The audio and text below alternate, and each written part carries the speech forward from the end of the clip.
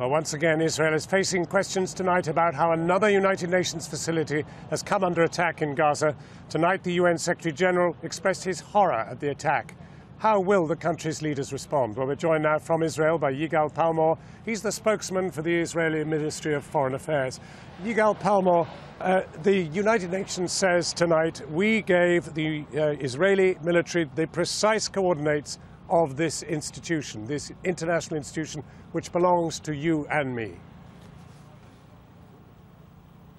Yes, well, as the UN Secretary General said, the circumstances remain unclear. Al Jazeera has reported that it might have been a Hamas mortar shell. UNRWA spokesman tweeted that some Hamas rockets have fallen short today in that area. What we know is that this area, the area of the school, was a place where a Hamas anti-tank squad was active in these last few days, and we have warned UNRWA a couple of days ago to evacuate the premises because Hamas has turned them into battleground. So it might have been a response fire to a Hamas anti-tank fire, or it might have been a Hamas mortar shell or rocket. We still don't know at this point, and as the UN Secretary General said, circumstances remain unclear. Mr. Palmor, you've not mentioned the possibility that it is indeed an Israeli piece of ordnance. Yes, I did say that a Hamas anti-tank squad was active in this place. They fired from the school and from the immediate vicinity of the school anti-tank fire on Israeli troops. This is why we've warned UNRWA over the last few days to evacuate the premises. It could have been a response fire by the IDF to anti-tank fire from Hamas from within the school.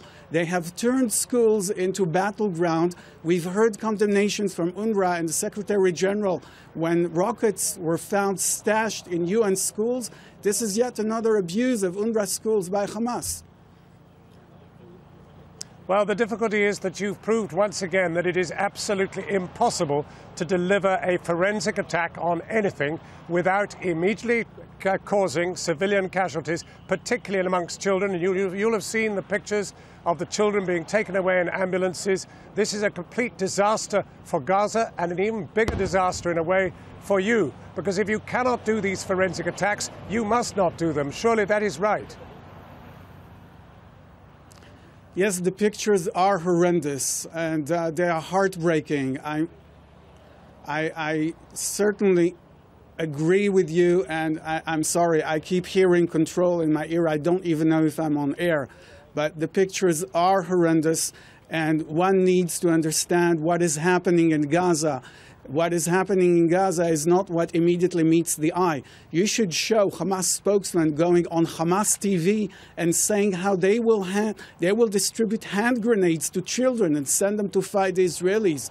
There are many other such occurrences where Hamas actually states that they will use children to fight Israel, and they are taking the battle into civilian populated areas. This is why the level of civilian casualties is high.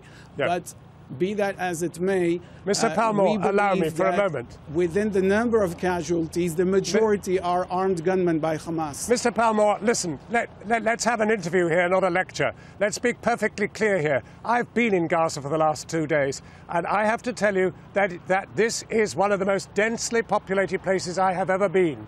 And everybody is in hiding. Everybody is taking shelter. People are sheltering in UN compounds, and you know it. And if you are taking the risk of bombing these compounds, you know for a certainty that the consequence will be that you will kill children. You will kill mothers and fathers. Why not stop? Stop now and start talking. I met Palestinian after Palestinian after Palestinian, many of them Hamas supporters, who want to talk, who want a truce and want a ceasefire. Why not talk? Well, who's lecturing now? Why are you not reporting that we have already agreed to a ceasefire? We have agreed to the Egyptian ceasefire and we have implemented it. We have waited for hours for Hamas to agree to the ceasefire. You know that to be absolute nonsense. Rockets. That ceasefire, Well, That thank ceasefire, you Mr. for Palmor, calling me was a names, miasma. but we have implemented the Egyptian ceasefire, and Hamas has breached it over a number of hours until we were forced to respond. We have agreed to humanitarian ceasefires proposed by the UN and by the Red Cross. We have agreed to the Egyptian current ceasefire, which Hamas continues to refuse. There is an Egyptian plan for a ceasefire, which Mr. everybody Palmor. supports, Mr. including Palmor. Israel, and Hamas keeps rejecting it.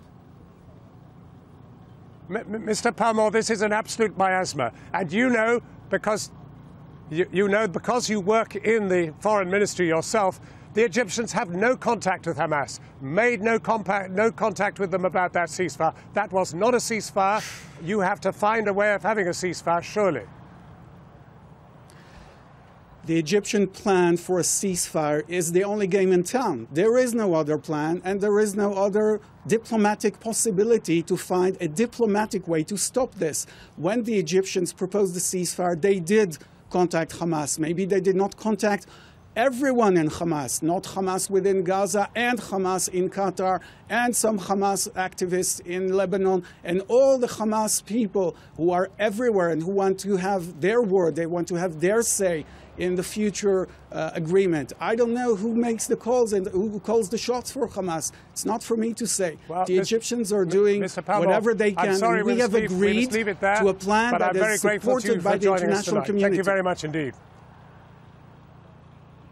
Thank you. We'll have much more from the Israeli border later in the program, but for now, back to Jackie in the studio.